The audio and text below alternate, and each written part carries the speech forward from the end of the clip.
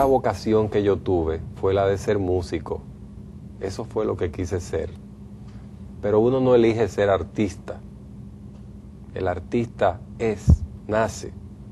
El profesional se hace. Se elige ser médico, ingeniero, abogado. Pero ser escritor, o ser músico, o ser pintor, es algo que está dentro de uno y que en algún momento va a tener una eclosión adecuada. Bueno, yo comencé a estudiar música y hice toda la escuela elemental, y cuando pasé al conservatorio la vida me llevó por otro camino, porque la vida tiene su plan maestro que no siempre coincide con el de uno. Son piezas de un rompecabezas que se van armando. Sí, yo pertenezco a una familia humilde y tuve que trabajar muy joven. Ya a los 16 años yo estaba trabajando y estudiando al mismo tiempo. Y para ser violinista o pianista, uno prácticamente tiene que estar dedicado todo el tiempo a eso. De manera que ahí concluyeron los estudios de música. Me quedó la afición por la música, la sensibilidad. Y me puse a trabajar y seguí estudiando.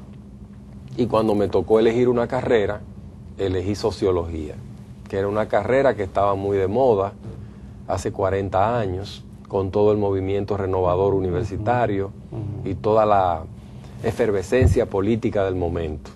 Y me hice sociólogo. Por supuesto que también como sociólogo lo que hice fue enseñar sociología en la universidad.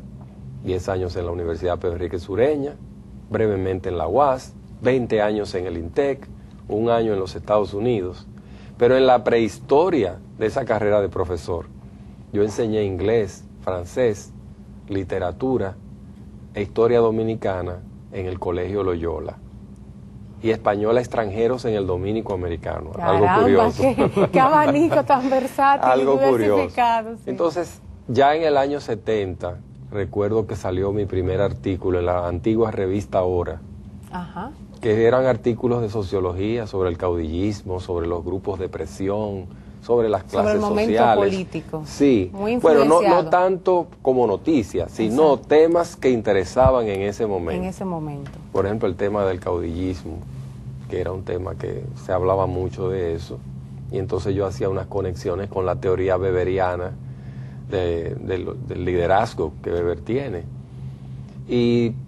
Pero pasó algo interesante. Siendo profesor del Colegio Loyola, uno de mis alumnos era José Antonio Molina, hijo del doctor Molina Morillo, entonces propietario de la revista Hora y de Publicaciones Ahora. Y por sugerencia del doctor Molina, ¿por qué tú no escribes, no preparas un libro que sirva de material de apoyo a tus estudiantes de literatura? Y así surge... ¡Qué reto! Sí, así surge mi primer libro, La Antología de la Literatura Dominicana, de 1972. Casi nunca un autor comienza con una antología, porque esa no es una obra propiamente del que la hace, sino de los autores que ha reunido en ese libro. Pero la antología, esa tiene una larga introducción de más de 100 páginas, que era un estudio. Ya era el enfoque. Sí, era un enfoque preliminar bastante amplio. Y esa antología constituyó una antología generacional, porque ahí están los escritores que hoy son los principales escritores dominicanos, que entonces eran muy jóvenes, como Janet Miller, como Andrés L. Mateo, como Armando Almanzar, que era muy joven también. Estaban otros, los grandes clásicos, pero estaban esos. Que eran incipientes que eran, en el ejercicio eran jóvenes, de la literatura. eran jóvenes, muy jóvenes. Entonces fue como un vaticinio que luego se comprobó con la historia, porque ellos han llegado a ser los principales escritores dominicanos de hoy. Ellos y otros que están ahí, algunos ya fallecidos, como René del Risco, como Miguel Alfonseca, ambos fallecidos a destiempo, pero que están ya señalados en esa antología.